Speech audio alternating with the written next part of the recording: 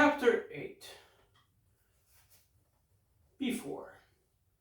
As the rest of the pride dispersed and Shigaru scouted for the white lions, Taka, still embarrassed by his own weakness, left that flat ground behind and traversed into the sinking sun to be alone. He trudged through the tall grasses of the savannah to a nearby hill. His head hung low in shame. He had always prided himself on his bravery and loyalty, but when it had mattered most, he had run away like a coward. Everyone now knew that Mufasa could protect Taka's family better than he could. Taka sniffled as he rubbed his paws on the ground again and again, until dent formed. He burrowed into it, trying to hide from the rest of the world. Taka heard soft footsteps behind him and got up in a wink. Obasi was climbing up the steep hill. The shade tree stood tall behind him as he left its shadows and made his way to the top of the hill. As the light dimmed, Obasi turned to stare at his son soberly. He nudged Taka to get him to look at him and then grunted out, "No one can ever know you ran. That you ran from your mother, it never happened. Taka, do you understand?" Taka stared at his father. "But I didn't know. I was just scared." "It doesn't matter," Obasi continued. "We must protect the bloodline, protect the truth." Finding the musky scent of the dirt and sand around him oddly comforting, he asked, "Protect them with a lie? What's deceitful?" "Deceit is a tool of a great king, Taka," said Obasi, trying to reason with the sad youth. "It's what king must do. It's what kings must do." The word king echoed relentlessly in Taka's mind, as if mocking him. Despite Obasi's suggestion that his fate had been secured, Taka couldn't help feeling like he was the farthest away from the title. "But I am not king, I'm just your son." Silence hung in the space between them, and then from the base of the hill they heard, "Obasi!" Shikaru grew. Obasi shouted back, "Obasi!" Shikaru called again. His ears standing up in alarm, Obasi raced down the hill with Taka following closely behind. Taka had never seen his father run so fast. They moved quickly and reached the gulch of the shade tree in no time. Obasi and Shikaru still shouting each other's names until Shikaru appeared on the ridge just above them. Obasi leapt forward. "Shikaru, I'm here. What did you see?" "They're coming this way, Obasi," Shikaru reported frantically. "2 lions for every one of ours, each one bigger than the next, but none as mighty as their king."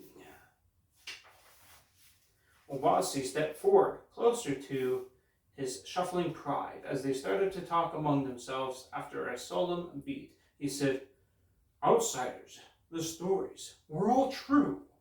Eshe made her way from the crowd and called in a booming voice that reverberated across the area. "We will fight with you, Obasi. Take the high ground, surprise them." "They'll arrive with the sunrise," Shikaru added. Obasi paced the length of the shade tree's canopy, preoccupied with how he would protect his pride. The threat was growing nearer, and he had given no orders, which diminished his power as king. He fidgeted and nervously scanned the surroundings, searching for a solution. The weight of his responsibility pressed heavily on his shoulders, and he wondered if he was truly fit to lead his people in such dangerous times. One thought remained at the forefront of his mind, and he spoke it loud. "I must protect the bloodline. Eshe, the future of this pride." Obasi approached his son. "Taka, you are that future." Taka's brows knit together with growing apprehension. He lifted his weight, his body betraying the anxiety he felt inside. "Future? Dad, what do you mean?" "I'm sending you away from here," said Obasi. You will leave and start a new life, a new beginning. Taka searched Obasi's face. I don't understand. What are you asking me to do? What are you trying to tell me? Run away, Taka. Run away and never return. Obasi barked, "Bah!" and then walked over to Mufasa. Seeing Taka's pain, Eshe filled the space left by Obasi and approached her son to comfort him, licking him as he shivered. Obasi stood solemnly in front of Mufasa, regarding him finally as someone worthy to be king in the king's presence. I need you to go with him, Mufasa, to pledge your loyalty. I won't leave Eshe, Mufasa protested, his voice loud and firm. Mufasa regarded the lioness as his mother. She had taken him under her wing when everyone scoffed at him and called him a stray. Though she was touched by Mufasa's words, Eshe said, But Mufasa, they will never stop looking for him. Obasi stepped in closer and said, They will track the bloodline. Mufasa, if you save Taka, you save this pride. You save Eshe. She lives in him. Mufasa only gazed at both of them, knowing he would have to make an impossible choice. As the sun rose over the horizon, Mufasa joined Eshe at a ridge to the left of the shade tree. He still didn't want to leave her. Perhaps he could reason with her once more. She stared at the expanding land below as the pride moved about preparing for the day ahead. I won't run, Eshe, said Mufasa. We're staying to fight with you. Eshe looked at him with half-opened eyes, still a bit tired. This is not your fight. It's not. This is my fight. My time, and if you leave me now, you'll still have a chance. Mufasa whipped his head in her direction. A chance? Eshe nodded, staring back out at the horizon. To find your home. The word home clenched Mufasa's heart as the memories rushed back. Without you, I have no home, Mufasa nearly choked. He knew that if he left, he'd never see Eshe again. Eshe rubbed her chin on Mufasa's forehead. You and Taka together, that is home. Mufasa whispered, his voice breaking. Eshe! Eshe refused to look at him, knowing that it would only cause her heartache.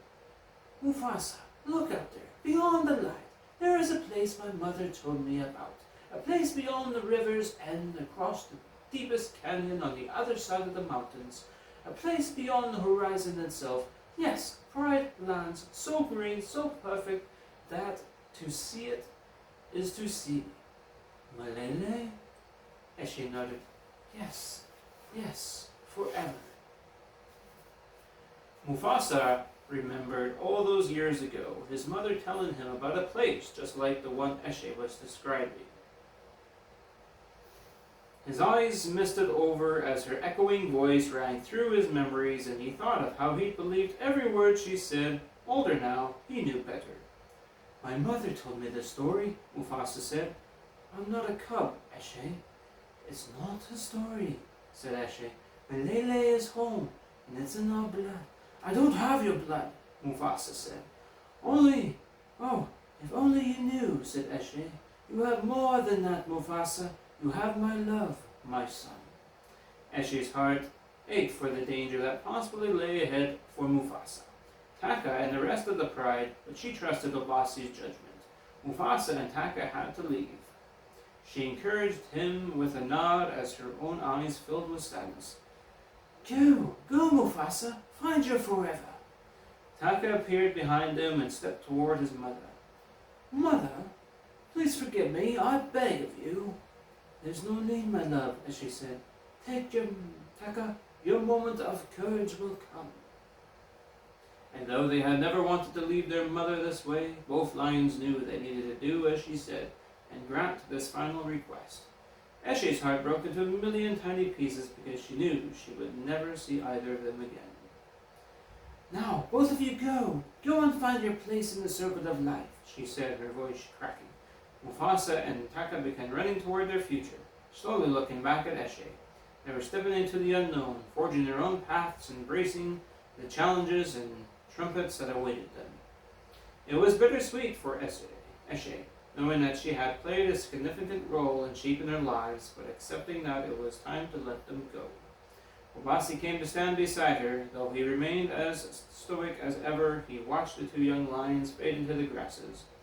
And unemotional as he seemed, he understood the depth of Eshe's love for them. Together they stood as a united front, ready to face the challenges that lay ahead for the pride. Obasi positioned himself in front of the pride, Eshe right next to him. Suddenly, he caught a slight movement in the distance, a group of white lions approaching.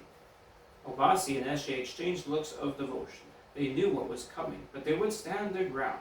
The rest of the pride saw Obasi's cautious stare out into the savannah and stood with him, forming a defensive line behind their king.